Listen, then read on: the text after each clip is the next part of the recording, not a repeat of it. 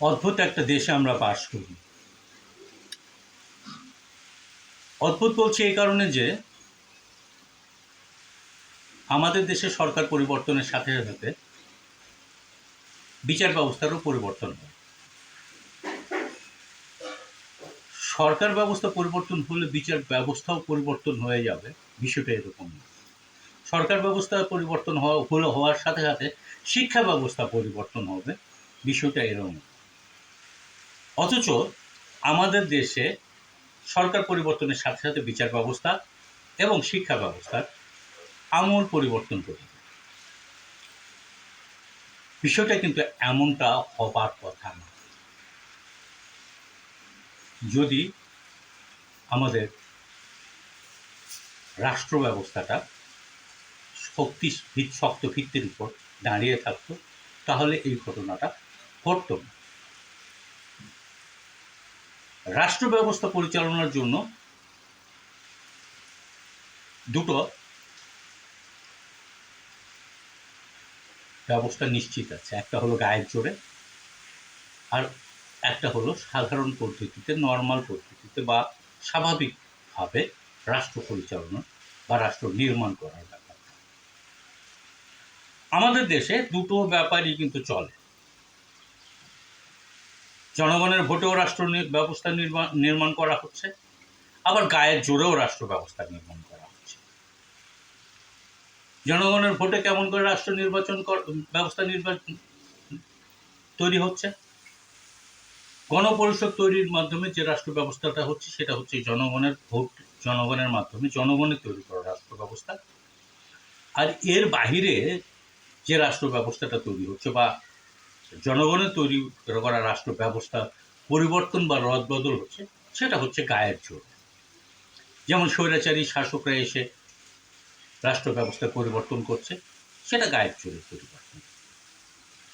সংসদ রাষ্ট্র ব্যবস্থার পরিবর্তন করছে, সেটাও গায়ের জোরের পরিবর্তন। কারণ বাংলাদেশের জনগণ তাদের কাজ, কে কোন কাজ করবে সেই জন্য আলাদা আলাদা করে দায়িত্ব, কর্তব্য, সময় বেঁধে দিয়েছে। এখন উদাহরণ হিসাবে এরকম করে বলা যায়, যেমন ধরুন যে বিচার ব্যবস্থার সাথে পুলিশের একটা সম্পর্ক আছে। এখন যদি পুলিশ বিচার ব্যবস্থার সাথে সম্পর্কিত বলেই একটা রায় দিয়ে দেয়, তাহলে কি রায়টা কেমন হবে?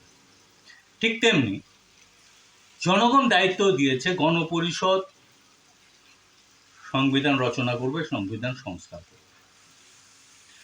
আর জনগণ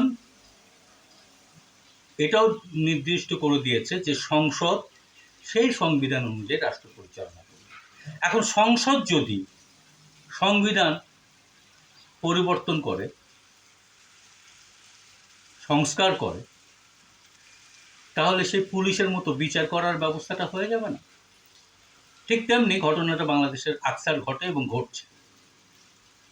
15 নম্বর সংশোধনী নিয়ে আসছিল সংবিধানে কেবলমাত্র তত্ত্বাবধায়ক ব্যবস্থাটাকে বাতিল করবার জন্য। তত্ত্বাবধায়ক ব্যবস্থাটা কি ছিল? যা আমাদের নির্বাচন ব্যবস্থা সুষ্ঠু হয় না, এই নির্বাচনকে সুষ্ঠু ব্যবস্থার উপর দাঁড় করানোর জন্য একটা বিকল্প পথ খুঁজেছিল সকল রাজনৈতিক সংগঠনগুলি মিলে, এবং সেখানে জনগণের সমর্থনও ছিল।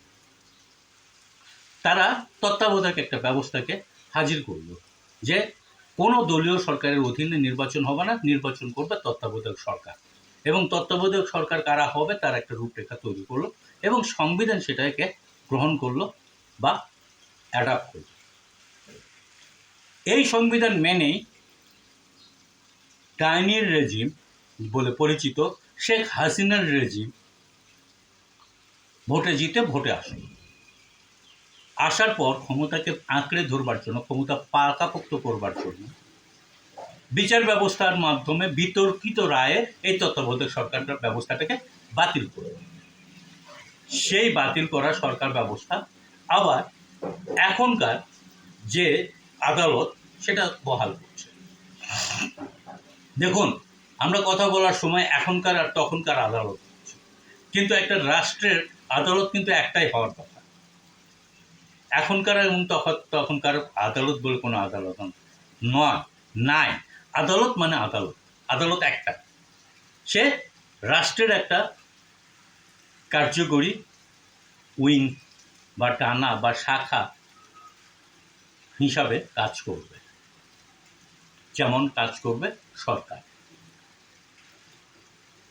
কিন্তু আমাদের দেশে যেটা হচ্ছে যে সরকারের হুকুমেই আদালত চলে, আদালত চলছে। হাসিনা রেজিম চেষ্টা করেছিল যে আদালতকে ব্যবহার করে তত্ত্বাবধায়ক সরকার ব্যবস্থা রহিত করতে, এখন আবার এই রেজিম চেষ্টা করছে আদালতকে ব্যবহার করে তত্ত্বাবধায়ক সরকার ব্যবস্থা বহাল করা, এবং সেটা তারা করছে। এবং সেটা তারা করতে যায়, আদালত বলছে যে হ্যাঁ, তত্ত্বাবধায়ক সরকার ব্যবস্থা যেটা 15 নম্বর সংশোধনীর মাধ্যমে বাতিল করা হয়েছিল সেটা সাংবিধানিকভাবে বৈধ না, না আবার ঠেকান। এই 15 নম্বর সংশোধনী আনার আগে কিন্তু আদালত বলছে যে এটা ঠিক না, এটাও সাংবিধানিকভাবে বৈধ না, যে সংবিধানে তোমরা নিয়ে এসে যুক্ত করে দিবে তত্ত্বাবধায়ক সরকার ব্যবস্থা, ইচ্ছা করলে তোমরা ব্যবস্থা যুক্ত করতে পারো না। এখন আবার বলছে যে না, এই যুগ সংযুক্তিটা অবৈধ। কি হিসাবে? ওই একই জায়গায় একই জনকেই সাক্ষী মানা হচ্ছে যে সংবিধান অনুযায়ী এটা অবৈধ। সেই জন্য কী করতে হবে? 58, 99, 123, 147 এবং 152 এই অনুচ্ছেদগুলির সংস্কার পরিবর্তন আনতে হবে। এই পরিবর্তন কে করবে? সংবিধানে এই পরিবর্তন কে করবে সংসদ। কেন বলছে এটা?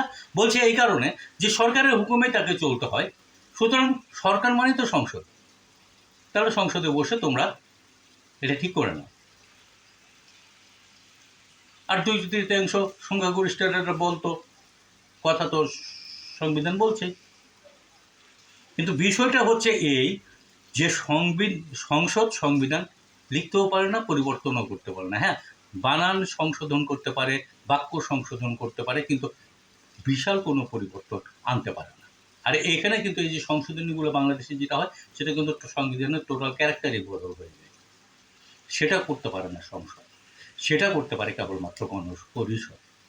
এবং সেটার যে দরকার ছিল সেই আলাপটা দীর্ঘ 2 বছর আপনারা বিভিন্ন রাজনৈতিক দল এক জায়গায় বসে করেছিলেন। কখন? জুলাই আন্দোলনের পর, 5ই আগস্টের পর থেকে ভোট হওয়ার আগে, ভোটের তফসিল ঘোষণার আগের দিন পর্যন্ত আপনারা বসে এই সিদ্ধান্ত নিয়েছিলেন এবং সিদ্ধান্তে এসেছিলেন যে গণভোট না হবে। এই গণভোটকে একটা রাইট নিশ্চিত করে নেওয়া হবে যে এরা সংবিধান সংস্কার করতে পারবে। সংখ্যাগরিষ্ঠতা পেয়ে আপনারা কি করলেন? তুড়ি মেরে উড়াই দিলেন যে না, এটা হবে না, করলেন না। এই দিক থেকে যদি আমরা বিবেচনা করে দেখি যে দীর্ঘদিনের যে রাস্তার লড়াইয়ে সংবিধান পর্যালোচনা পরিষদ, রাষ্ট্রচিন্তা এবং রাষ্ট্র সংস্কার আন্দোলন, তারা যে রাজনীতিটা হাজির করল, সেই রাজনীতিটা কতটা সঠিক বা ব্যাঠিক, এটা দেখবার জন্য কিউরিওসিটি বশত মানে নিজের মনের তাগিদেই দেখলাম যে আচ্ছা, যে বাংলাদেশের যে প্রচলিত একটা রাজনীতিকে ভেঙে নতুন একটা রাজনৈতিক যুগ নিয়ে আসলো, রাষ্ট্র সংস্কারের যুগ, সেইটার সাথে কী অবস্থা। রাষ্ট্র সংস্কার আন্দোলন তাদের সংবিধান সংস্কার প্রস্তাব বলে একটা খসড়া সংবিধান তারা দিয়েছিল। সেই খসড়া সংবিধানের দিকে তাকালে দেখা যায় যে এই 5টি বিষয়ে তারা কোনো না কোনো মতামত দিয়েছে, পরিবর্তন করতে বলেছে, অপরিবর্তন রাখতে বলেছে। পরিবর্তনটা কি হতে পারে সেই কথাটা তারা বলছে। সবাই রাষ্ট্র সংস্কার আন্দোলনকে হয়তো এভাবে ব্যাখ্যা করে যে এরা 52 সংবিধান ফেলে দিতে চাই, 72-এর সংবিধান ফেলে দিতে চাই। 72-এর সংবিধান ফেলে দেওয়া মানে 52-71 ফেলে দেওয়া। বিষয়টা কিন্তু ওরকম না। এই 5টা বিষয়ের মধ্যে অন্তত 3টা বিষয় রাষ্ট্র সংস্কার আন্দোলন বলছে যে 72 সালে যে সংবিধান যেটা ছিল সেটাই অপরিবর্তিতভাবে রাখা দরকার। আর যেখানে যেখানে সংশোধনের দরকার মনে করছে তারা সেখানে বলছে যে সংশোধনীটা কি হইতে পারে। কেমন হইতে পারে তার একটা বিকল্প প্রস্তাব তারা উপস্থাপন করছে। আমাদের চলমান রাজনীতি এবং নতুন ধরার রাজনীতির তফাৎটাই